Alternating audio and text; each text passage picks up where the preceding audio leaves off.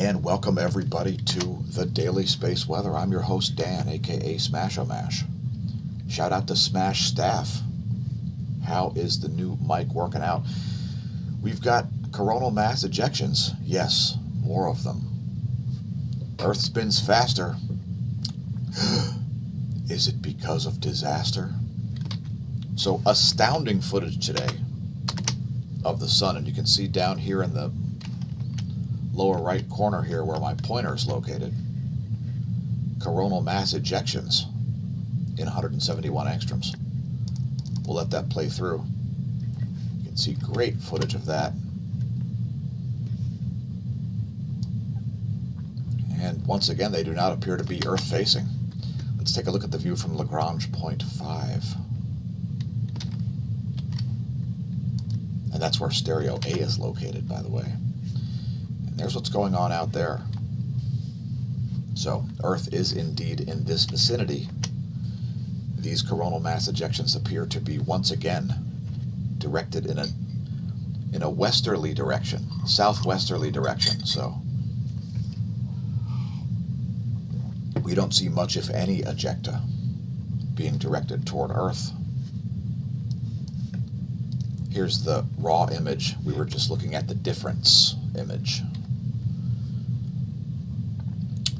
I would also note that the possibility for coronal mass ejection has still not expired. So we can see that there are clearly still large plasma filaments that look like they'll stay in place at the end of this event. And they're up here in the north. Let me bring out Epic Pen here. I somehow forgot to open Epic Pen.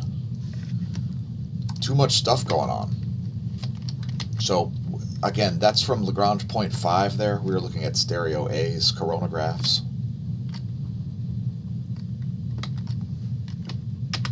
And that's where Lagrange point 5 is located. Keep in mind that's not to scale. It's about the same distance as the Earth to the Sun, but a few weeks behind the Earth in orbit. Radio flux has come back up to 75. There's the 1 year graph of the 10.7 centimeter radio flux.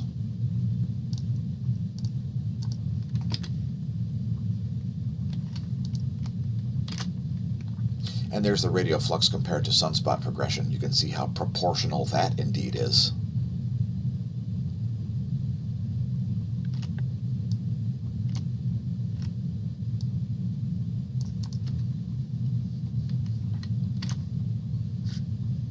And here's the sun at 304 angstroms.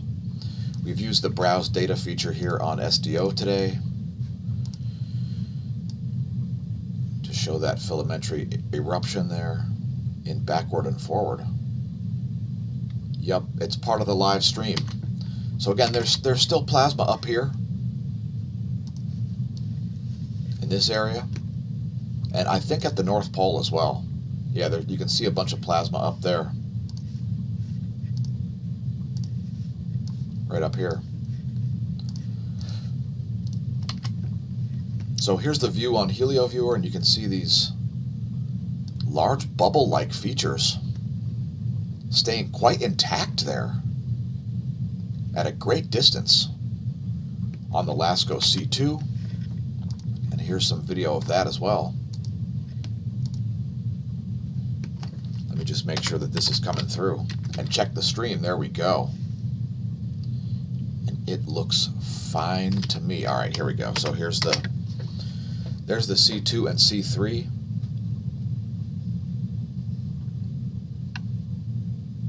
And we may have to make some other movies of that later. Slower motion and so on.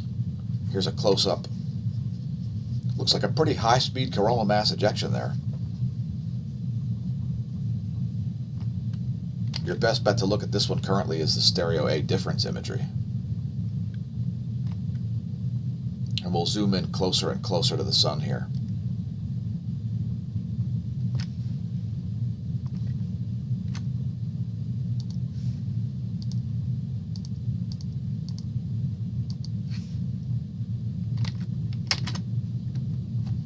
There's a closer up view of that. Here's me vanishing.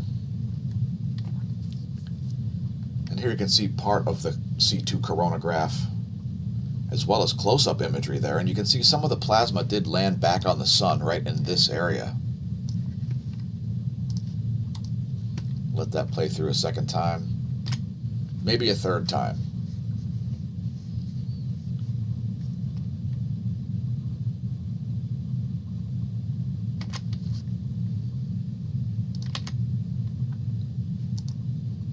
And we'll show some more close-ups at the end of the video. Lots of other data to talk about. Why is the Earth like a ballerina?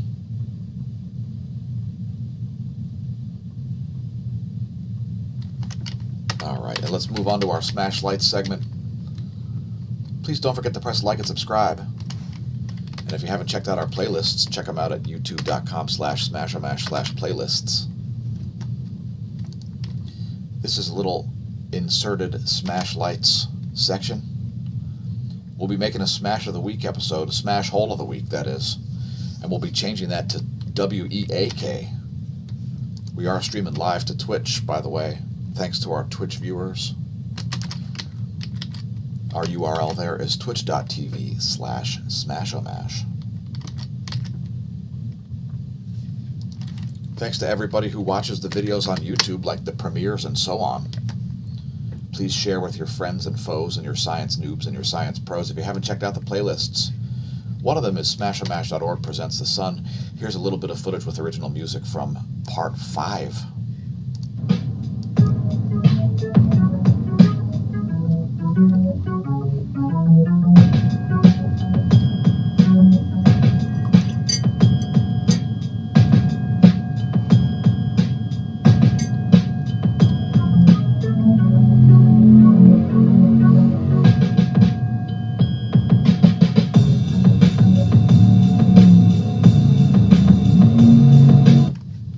So if you haven't checked that out, it's all at youtube.com/smashomash. Follow me on Twitter if you haven't. No telling where the conversation may go there, but we actually put up information about the coronal mass ejection very early, thanks to our BitChute subscribers. Again, we're on making the 300 BitChute subscriber special. It's just that there's too much busy stuff going on, because we have to do things like cosmology segments. So today's cosmology segment will feature the rolling of a 1031-sided die. It's a quantum die. And before we get to that, thanks to our patrons.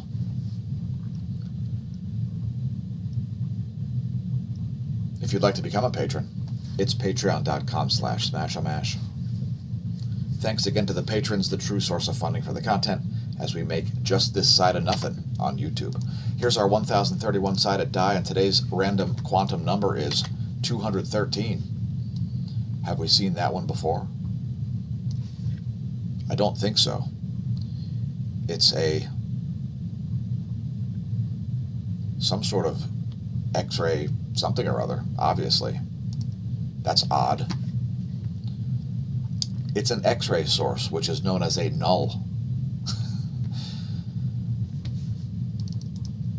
Must have been discovered by the XMM Newton project. Let's see if we can find anything out about that.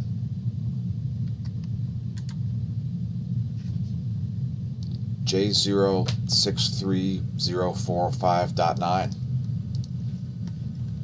Another catchy name for an X-ray source.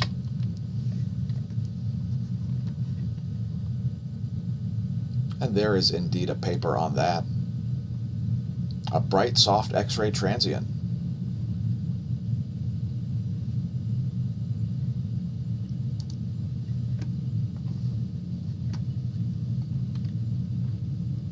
And I don't know what we're going to learn about cosmology by reading this.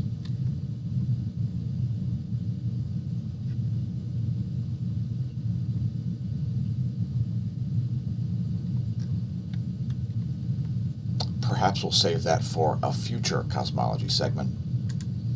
If you're wondering what Cygnus X3 is doing, I checked earlier. It's sitting right at its high X-ray output level.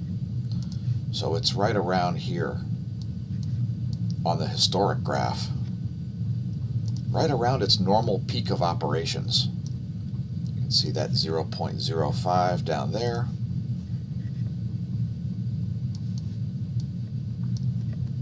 That's the X-ray density. You can see it's in its quite regular range here to start out the year. And it's quite crisp. If you look at the upper left, that's the daily. You can see it's quite crisp in its output here as it orbits a Wolf-Rayet star. Yes, it's quite an odd object. The most intrinsically bright object in the galaxy, at least as visible from our solar system. And thanks for leaving a comment, Precious Lights. What are your precious lights? Are they LEDs? Or are they perhaps Cygnus X3? All right, anyway, that ends the cosmology segment. Let's move on to the real-time solar wind, as there's way too many other things to talk about. Such as the Earth's rotation, oh my God. Let's blow this up to a normal size here. I don't know how I got to such a weird size. Please bear with me. We are streaming live. Come on, real-time solar wind. There we go. And allow me to vanish.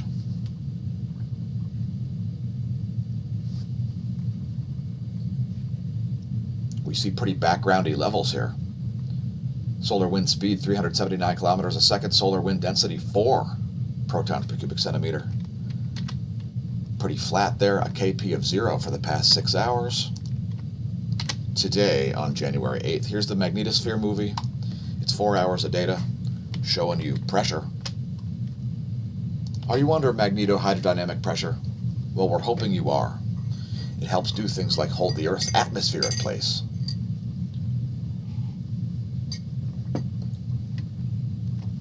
So pretty steady as the magnetosphere likely goes, according to this model, this space weather modeling framework. Here are ground magnetic perturbations. We show this daily since there's a polar excursion going on. And the space weather modeling framework is based on a lot of magnetometer data, as well as things like electron flux, proton density of the solar wind, and lots more. We'll let that play through since it refreshed. I didn't like it, but I'll let it play through anyway. To show 4 continuous hours.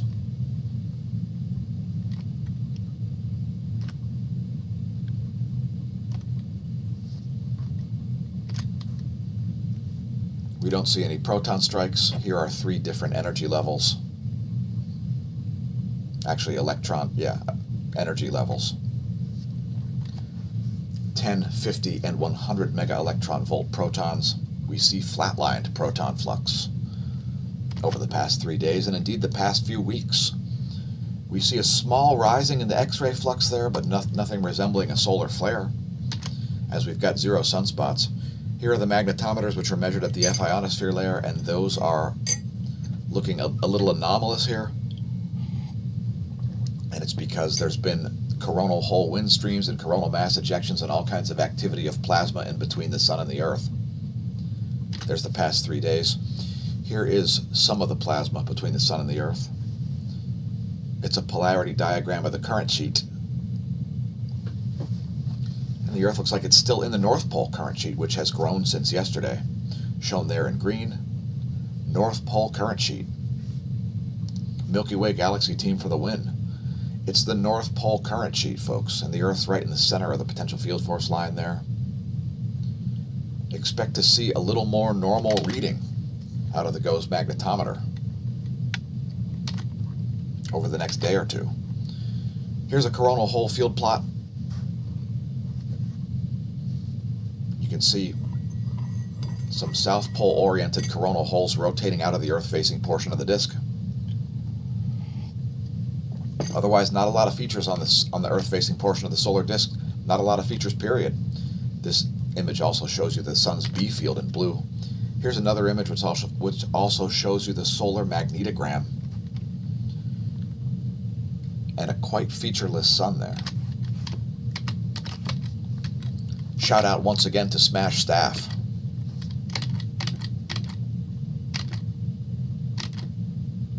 Did I fail to show something? I think I did.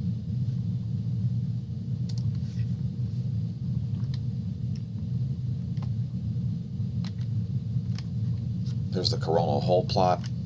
So featureless disk right now. No coronal holes, besides at the solar polar regions. And no sunspots.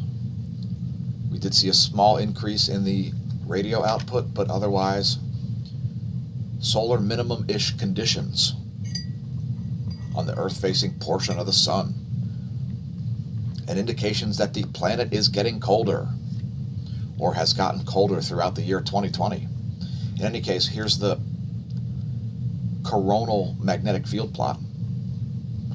The magnetic field plot of the sun's chaotic atmosphere. And I don't have anything to say about that, so I'm going to move on to the in-the-sky planetarium. This is an all-sky chart for Lehigh Valley, Pennsylvania, where we're located.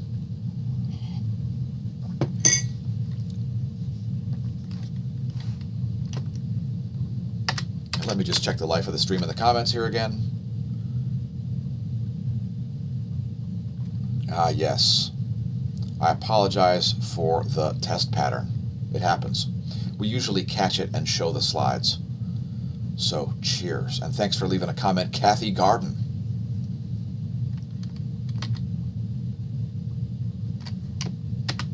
And back to the sky chart. And you can see the moon there on the ecliptic. I drew in the ecliptic. It's at that yellow line there. That's the ecliptic. And the blue line is the galactic plane.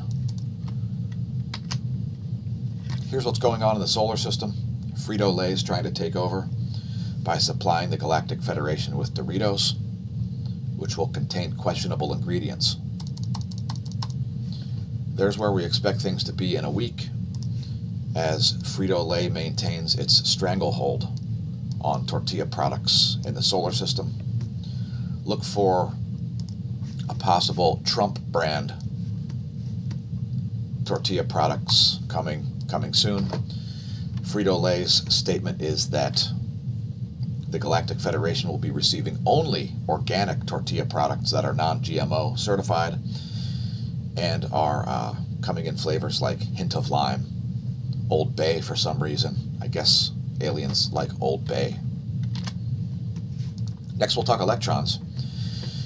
And we've got charging hazards that are non-existent, as you can see in that image there. So we see low levels of electron flux here as we await an electron storm. And you can see it's been forecasted here, but it's not here yet. That doesn't mean it's expired, it means it's late. So in any case, expecting higher levels of electron flux here. NOAA has lowered the forecast a little bit. It looks like these are a little bit lower than they were yesterday. Check me if I'm wrong on that. But in any case, there's a 3-day chart of the electron flux, and it's pretty uneventful there. Next, we're showing you an image of the entire atmosphere, the whole air column, and that's to give you an idea of the scale of the things we're looking at here. Again, the GOES 16 makes its measurement at the Ionosphere Layer, which you can see there around 300 kilometers. Here's a visualization of the electron flux in between the Van Allen belt and a GPS satellite, for example. And GPS satellites are at like 12,000 miles. A geosynchronous orbit is very high, unlike the low Earth orbit that the International Space Station is in.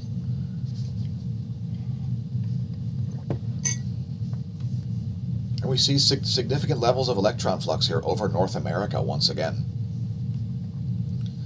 Now you may see some GPS errors if you don't have Wi-Fi accuracy turned on. And there you can see a diagram of all of that stuff in miles.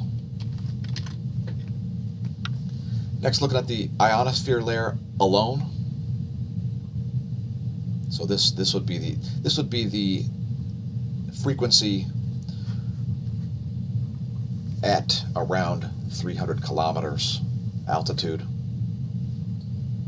And oh man, we're only showing we're supposed to be showing the whole day here.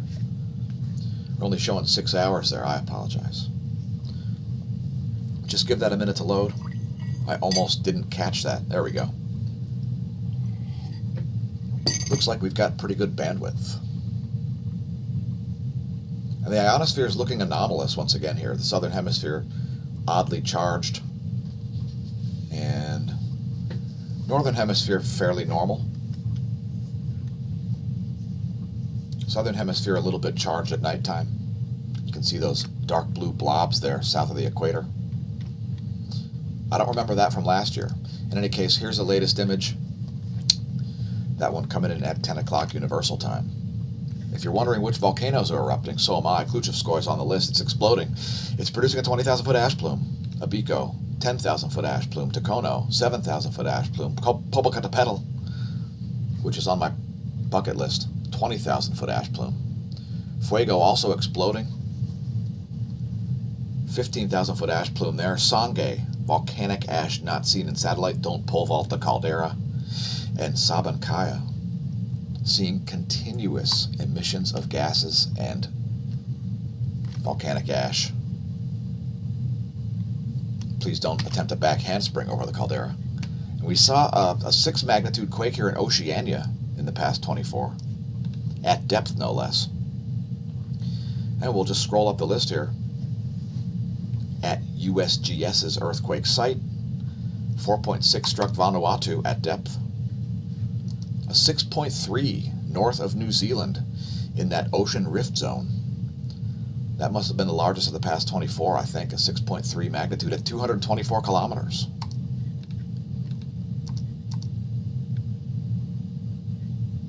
Some deep quakes striking southern Alaska. Also a 6.1 at Vanuatu.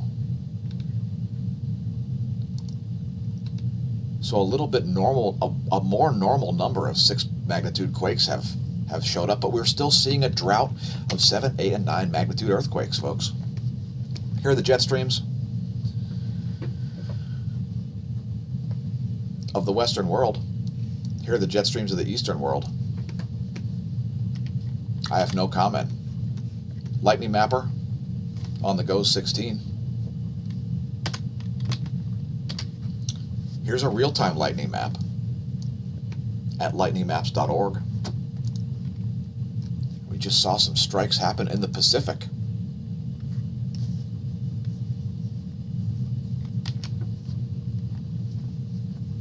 Next, U.S. Doppler radar map, and we got some snow falling in the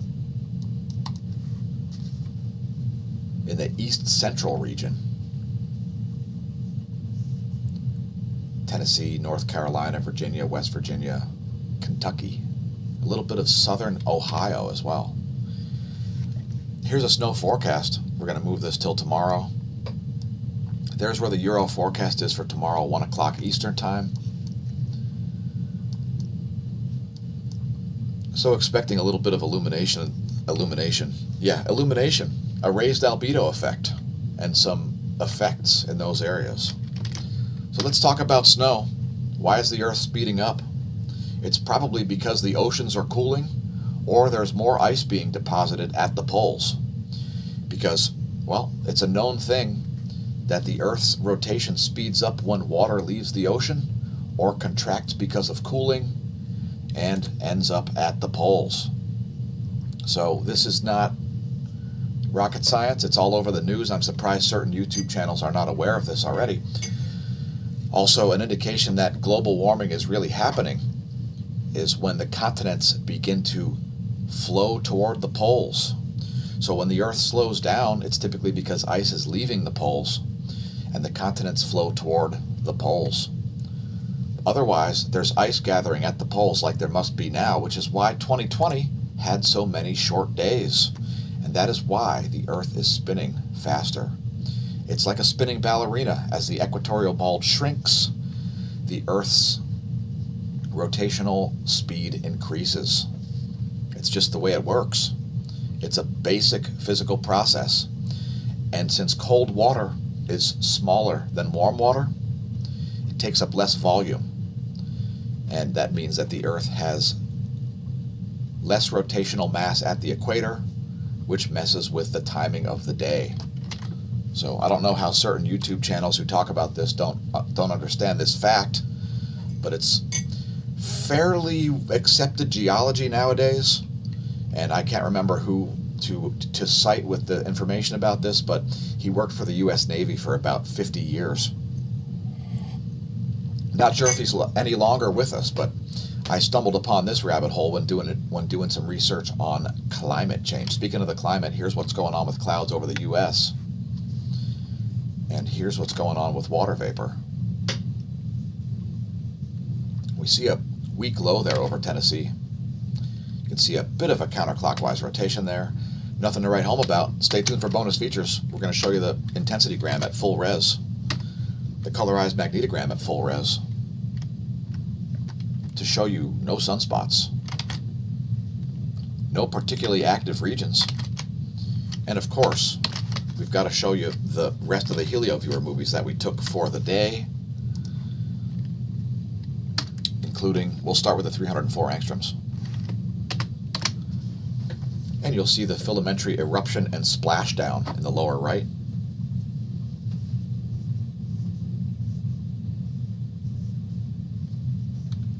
What went up also came down. Here's 94 angstroms. So not all of the ejecta left, and again there are filaments in between the Earth and Sun. Don't be surprised to see even more coronal mass ejections. The coronal mass ejection watch placed by me has not ended. And we showed you earlier in the video in stereo A. Here's a close-up on 171 angstroms. Yes, fantastic footage there. And here's an even closer up in 171 angstroms. We'll close things out there. Thanks for tuning in, folks. Remember, stare at the sun, don't drink, no matter how much the government drives you to drink. And if you do drink, don't drive. And since it'll never be now again, may that solar wind be at